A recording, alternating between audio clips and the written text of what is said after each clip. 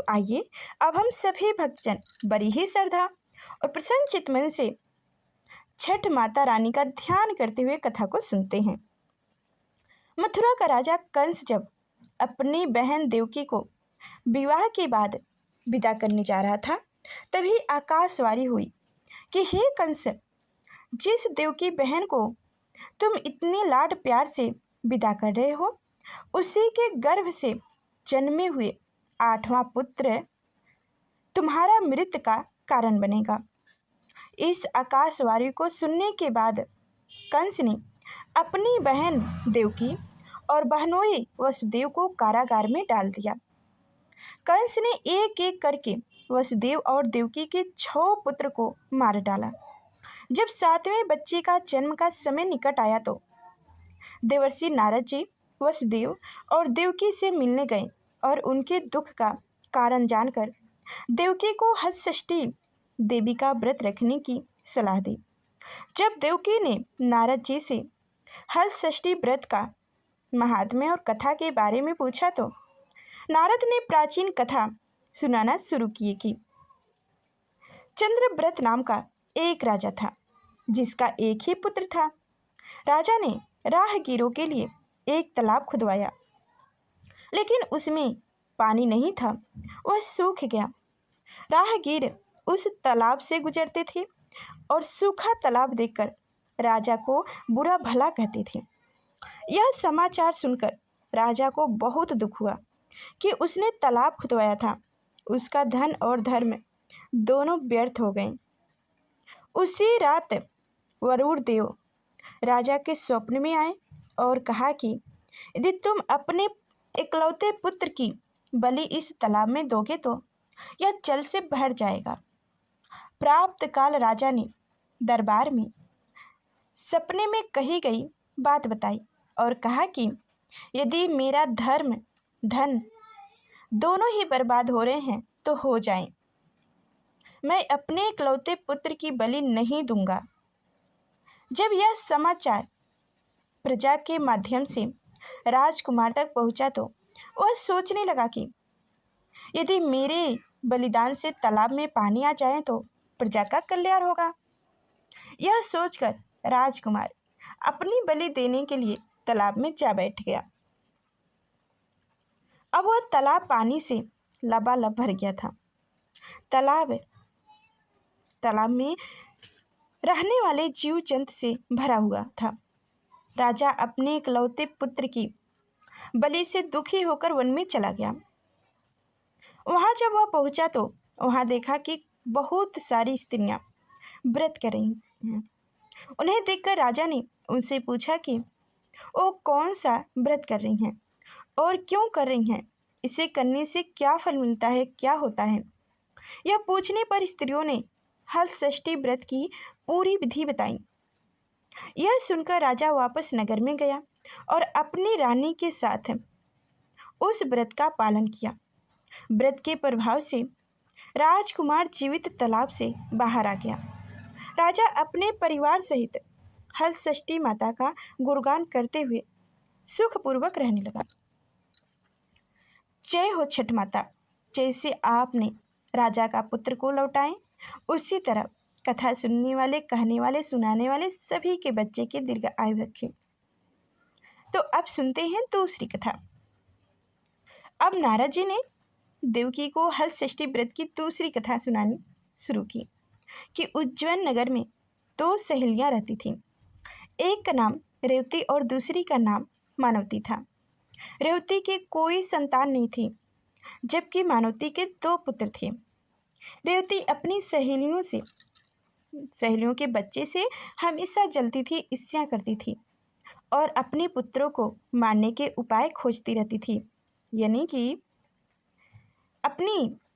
कि रेवती अपनी सहेली मानवती के बच्चों को मारने के उपाय खोजती रहती थी। एक दिन उसने मानवती को बोलकर कहा कि बहन, आज तुम्हारे मायके से कुछ राहगीर मुझसे मिले थे। उन्होंने मुझसे कहा है कि तुम्हारे पिता बहुत बीमार हैं और वो तुम्हें देखना चाहते हैं। पिता की बीमारी के बारे में सुनकर मानवती दुखी हो गई। रेवती ने कहा कि बहन, तुम शीघ्र ही अपने पिता से जाकर मिलो। मैं तुम्हारे वापस आने तक बच्चों की देखभाल करूंगी। सहेलियों की बात को सच मानकर और अपने पुत्रों को रेवती के हाथों में सुरक्षित छोड़कर मानवती अपने पिता से मिलने मायके चली गई। अब रेवती ने बच्चों को मारने का अच्छा अवसर जानकर दोनों बच्चों को मारकर जंगल में फेंक दिया। जब मानवती अपने मायके पहुंची तो अपने पिता को स्वस्थ देखकर उसने अपनी सहेली द्वारा कही गई बातें उन्हें बताई और उनका कुशल क्षेम पूछा। अब मानवती के पिता ने किसी अनहोनी का आशंका से अपनी पुत्री को जाने को कहा, परंतु मानवती की माँ ने कहा कि पुत्री, आज हलषष्ठी माता के व्रत का दिन है। अंत्य तुम भी अपने पुत्रों की दीर्घ आयु के लिए यह व्रत करो और आज के स्थान पर कल चली जाओ। माँ की बातें मानकर मानवती ने अपने पुत्रों के स्वस्थताओं के लिए हलषष्ठी माता का व्रत रखा और अगले दिन अपने घर के लिए चल पड़ी। रास्ते में वह उसी जंगल में आई और अपने बच्चों को वहाँ खेलते देखकर उसने पूछा कि वो यहाँ कैसे पहुँचे। तब पुत्रों ने उन्हें बताया कि तुम्हारे जाने के बाद हमारी दूसरी माता रेवती ने उन्हें मारकर यहाँ फेंक दिया था, फिर एक अन्य महिला ने उन्हें जीवित कर दिया था। अब मानवती को यह समझते देर न लगी कि यह सब माता हलषष्ठी की कृपा से ही संभव हुआ है और वह माता की स्तुति करते हुए घर चली गई। नगर में मानवती के पुत्रों को पुनर्जीवित देखकर और हलषष्ठी माता की महिमा जानकर सभी स्त्रियों ने हलषष्ठी व्रत करना शुरू कर दिया। जय हो छठ माता। जिस तरह आपने मानवती के बच्चों की रक्षा की, उसी तरह कथा सुनने वाले, कहने वाले, सुनाने वाले सभी के बच्चे की दीर्घ आयु रखें। तो अब सुनते हैं तीसरी कथा। फिर नारद जी ने देवकी को हलषष्ठी व्रत का अनुष्ठान कराया और कथा सुनाने लगे कि दक्षिण दिशा में एक सुंदर नगर है, जहाँ एक व्यापारी अपनी पत्नी के साथ रहता था। पति पत्नी दोनों ही स्वभाव से बहुत अच्छे और संस्कारी थे। व्यापारी की पत्नी गर्भवती होकर बच्चों को जन्म देती, लेकिन दुर्भाग्यवश कुछ समय बाद उनके बच्चे मर जाते। इस तरह एक एक करके व्यापारी की पत्नी के 6 बच्चे मर गए। इससे पति पत्नी दोनों बहुत दुखी हुए और मरने की नियत से घर से जंगल की ओर चल दिए। वहाँ जंगल में उनकी मुलाकात एक संत से हुई। तब उन्होंने संत को अपना दुख बताया। संत ने ध्यान लगाकर देखा कि व्यापारी के बच्चे कहाँ हैं। संत ने ध्यान लगाया, यम, कुबेर, वरुण, इंद्र आदि लोकों में खोजा, लेकिन जब व्यापारी के बच्चे वहाँ नहीं दिखे तो संत ब्रह्मालोक गए। वहाँ संत ने व्यापारी के सभी बच्चों को देखा और उनसे अपने माता पिता के पास लौट जाने का आग्रह किए। बच्चों ने लौटने से मना कर दिया और कहा कि मुनिवर, हम इससे पहले भी कई बार जन्म ले चुके हैं, हम किस माता पिता को याद करके उनके पास जाएं। हम अब जन्म, मृत्यु और गर्भधान के चक्कर से मुक्त हो चुके हैं, इसलिए अब हम जाना नहीं चाहते। तब संत ने व्यापारी के दीर्घ आयु संतान प्राप्त का उपाय पूछा। उन आत्माओं ने कहा कि यदि व्यापारी और उसकी पत्नी माता हलषष्ठी का व्रत रखें, पूजा करें, कथा सुने और व्रत के बाद पानी में भिगोया हुआ कपड़ा पोता अपने बेटे पर डालें तो उनका बच्चा दीर्घ आयु होगा। उन आत्माओं की बातें सुनकर संत ध्यानपूर्वक वापस आए और व्यापारी को हलषष्ठी व्रत, कथा, नियम आदि के बारे में बताएं। संत से यह अनुष्ठान सुनकर पति पत्नी दोनों घर चले गए।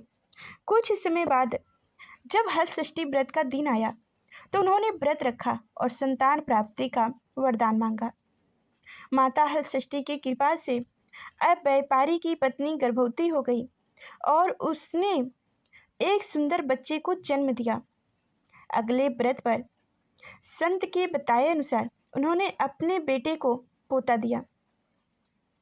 माता की कृपा से अब उनका बच्चा दीर्घ आयु हो गई। बनिए का परिवार खुशी से रहने लगा। जय हो छठ माता। जिस प्रकार आपने बनिए की बच्चे की दीर्घ आयु की, उसी प्रकार कथा कहने वाले, सुनने वाले, हुकार भरने वाले सभी के बच्चे की दीर्घ आयु रखें। तो अब सुनते हैं चौथी कथा। एक बार एक राजा युधिष्ठिर ने अत्यंत दुखी होकर भगवान श्री कृष्ण से कहा, हे देवकी नंदन सुभद्रा, अपने पुत्र अभिमन्यु की मृत्यु से दुखी है तथा अभिमन्यु की पत्नी उत्तरा के गर्भ में पल रहा बालक भी ब्रह्मास्त्र के प्रभाव से जल रहा है, क्योंकि दुष्ट अश्वत्थामा ने गर्भ को निर्जीव कर दिया है। द्रौपदी भी अपने 5 पुत्रों की मृत्यु से अत्यंत दुखी है। अंततः मुझे इस महान दुख से उठने का कोई उपाय बताइए। तब श्री कृष्ण जी ने कहा, राजन, यदि उत्तरा मेरे द्वारा बताए गए इस अद्वितीय व्रत को करेगी तो गर्भ में पल रहा शिशु पुनर्जीवित हो जाएगा। भाद्रपद माह की कृष्ण पक्ष की षष्ठी तिथि को होने वाला यह व्रत, जैसे कि भाद्रपद माह के कृष्ण पक्ष में जो षष्ठी तिथि आती है, उस व्रत को करे। भगवान शिव, माता पार्वती, गणेश जी तथा स्वामी कार्तिकेय का विधि पूर्वक पूजन करके अल्पायु तथा पुत्र पौत्र के शोक के महान दुख से मुक्त दिलाने वाला व्रत करें, और यह व्रत उन्हें महान शोक को दूर भी करेगा। इस व्रत के प्रसंग में श्री कृष्ण राजा युधिष्ठिर को कथा सुनाते हैं कि पूर्व काल में सुभद्रा नाम के एक राजा थे, जिनकी रानी का नाम स्वर था। राजा रानी के एक पुत्र था, जिनका नाम हस्ती था। एक बार राजकुमार हस्ती अपनी धै के साथ गंगा स्नान करने गए। बाल स्वरूप के कारण हस्ती जल में खेलने लगे। तभी एक मगरमच्छ ने उन्हें जल के अंदर खींच लिया। धै ने इसकी सूचना रानी स्वर को दी। इस पर रानी ने क्रोध में धै के पुत्र को धधकती आग में फेंक दिया। धै अपने पुत्र के शोक से व्याकुल होकर एक निर्जन वन में चली गई और वन में एक निर्जन मंदिर के पास रहने लगी। वह वन में सूखी घास, अनाज, महुआ आदि जो कुछ भी मिलता उसे खाकर अपना दिन व्यतीत करती और मंदिर में विराजमान शिव, माता पार्वती और गणेश जी की पूजा करती। इसी बीच नगर में एक अद्भुत घटना घटी कि धै का पुत्र भट्ठी से जीवित बाहर आ गया और खेलने लगा। जब यह समाचार पूरे नगर में फैल गया और राजा रानी तक पहुंचा तो उन्होंने पुरोहितों से इस घटना के बारे में पूछा। तभी सौभाग्य से वहाँ दुर्वासा ऋषि आ पहुँचे। राजा रानी ने ऋषि की पूजा की और धैर्य के पुत्र के जीवित हो जाने का कारण पूछा। तब दुर्वासा ऋषि जी ने कहा कि राजन, आपके भय से धै ने वन में एकांत में व्रत रखा था। यह सब उसी व्रत का प्रभाव है। अब राजा रानी सभी नगरवासियों के साथ दुर्वासा जी के नेतृत्व में उन वन में गए, धै के पास गए और उस व्रत के विषय में अधिक जानकारी मांगी। तब धै ने बताया कि राजन, मैं अपने पुत्र के वियोग से दुखी होकर यहाँ व्रत रखकर भगवान शिव, माता पार्वती गणेश जी और स्वामी कार्तिकेय की पूजन करने लगी और सूखी घास, अनाज, महुआ आदि खाकर रहने लगी। फिर रात्रि में मुझे स्वप्न में शिव परिवार के दर्शन हुए और आशीर्वाद मिला कि आपका पुत्र जीवित हो जाएगा। अब रानी ने व्रत की विधि पूछी तो दुर्वासा जी ने हलषष्ठी व्रत की पूरी विधि बताई। हलषष्ठी व्रत का महात्म्य जानकर राजा रानी ने इसका पालन किया। व्रत के प्रभाव से राजकुमार हस्ती ग्रह के चंगुल से छूट गया और खिलता हुआ नगर में आ गया। राजा रानी पुत्र को पाकर प्रसन्न हुए और धय भी अपने पुत्र के साथ सुखपूर्वक रहने लगा। वही बालक हस्ती आगे चलकर बहुत प्रसिद्ध हुआ और उसी के नाम पर हस्तिनापुर बसाया। इस प्रकार भगवान श्री कृष्ण ने युधिष्ठिर को हलषष्ठी व्रत के महत्व का ज्ञान दिया और कहा कि पहले नारद जी से हलषष्ठी व्रत कथा सुनो। मेरी माता देवकी ने सबसे पहले इस व्रत को किया था, जिससे उनकी होने वाली संतान की रक्षा हुई। अब भगवान श्री कृष्ण की बातें सुनी और युधिष्ठिर ने उत्तरा से यह बात व्रत करवाया। व्रत के प्रभाव से अश्वत्थामा द्वारा नष्ट किया गए उत्तरा का गर्भ पुण्य जीवित हो गया और एक सुंदर सा बच्चा जन्म लिया, जो आगे चलकर राजा परीक्षित के नाम से प्रसिद्ध हुआ। तो इस तरह से चौथी कथा संपन्न हुई। जय हो छठ माता। जैसे आपने उत्तरा के बच्चे की दीर्घ आयु की है, वैसे ही कथा सुनने वाले, कहने वाले, हुकार भरने वाले सभी के बच्चे के दीर्घ आयु रखें। तो अब सुनते हैं पांचवी कथा। प्राचीन काल में एक ग्वालिन थी। उसकी प्रसव तिथि बहुत नज़दीक थी। एक ओर उसे बच्चे जन्म की पीड़ा की चिंता थी, तो दूसरी ओर उसका मन गाय का, भैंस का रस, दूध, दही बेचने में लगा हुआ था। उसने सोचा कि यदि बच्चा जन्म ले लेगा, प्रसव हो जाएगा, तो गाय का, भैंस का रस यहीं पड़ा रह जाएगा। यह सोचकर उसने दूध दही के बर्तन सिर पर रखे और उन्हें बेचने चल दी। लेकिन कुछ दूर जाने पर उसे असहनीय पीड़ा होने लगी। वह एक झरबेरी के पेड़ की ओट में चली गई और वहाँ एक बच्चे को जन्म दिया। वह बच्चे को वहीं छोड़कर पास के गांव में दूध दही बेचने चली गई। संयोग से उस दिन हलषष्ठी थी। उसने गाय और भैंस के मिश्रित दूध को भैंस का दूध कहकर सीधे साधे गांव वालों को बेच दिया। दूसरी ओर जिस झरबेरी के पेड़ के नीचे वह बच्चे को छोड़कर गई थी, उसी के पास ही एक किसान खेत में हल चला रहा था। अचानक उसके बैल उमड़ गए और हल का फार उसके शरीर में घुसने से बच्चा मर गया। यानी कि ग्वालिन ने जिस बच्चे को झरबेरी के पेड़ के नीचे छोड़ गई थी, वही किसान के बैल उमड़ने लगे और आकर उस नवजात बच्चे के पेट में हल का फाड़ चला गया और वह मर गया। किसान को इस घटना से बहुत दुख हुआ, फिर भी उसने साहस और धैर्य से काम लिया। उसने बच्चे के पेट फटे हुए को झरबेरी के कांटों से सी दिया और उसे वहीं छोड़ दिया। कुछ देर बाद दूध बेचने वाली ग्वालिन वहां पहुंची। बच्चे की हालत देखकर उसे समझते देर न लगी कि यह सब उसके पाप की सजा है। वह सोचने लगी कि यदि मैंने झूठ बोलकर गाय का दूध ना बेचा होता और गांव की स्त्रियों का धर्म भ्रष्ट ना किया होता, तो मेरे बच्चे की यह हालत ना होती। इसलिए मुझे लौटकर गांव वालों को सब कुछ बताकर प्रायश्चित करना चाहिए। ऐसा निर्णय करके वह उस गांव में पहुंची जहां उसने दूध दही बेचा था। वह गली गली जाकर अपने कुकर्म और उसके फल स्वरूप मिली हुई सजा का वर्णन करती रही। तब स्त्रियों ने अपने धर्म की रक्षा के लिए और उस पर दया करके उसे क्षमा कर दिया और आशीर्वाद दिया।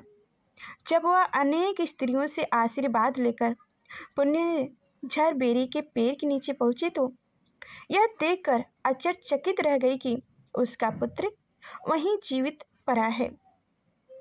तब उसने स्वार्थ के लिए झूठ बोलना ब्रह्मा हत्या की तरह समान समझा और फिर कभी झूठ ना बोलने की कसम खा ली। तो इस तरह से आपकी 5वीं कथा संपन्न हुई। जय हो छठ माता। जिस तरह आपने ग्वालिन के बच्चे की दीर्घ आयु की, उसी तरह कथा सुनने वाले, सुनाने वाले, हुकार भरने वाले सभी के बच्चे के दीर्घ आयु रखें। जय हो छठ माता।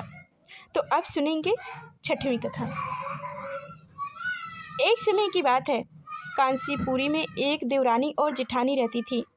देवरानी का नाम तारा था और जेठानी का नाम विद्वती था। अपने नाम के अनुसार तारा उग्र स्वभाव की थी और विद्वती बहुत दयालु थी।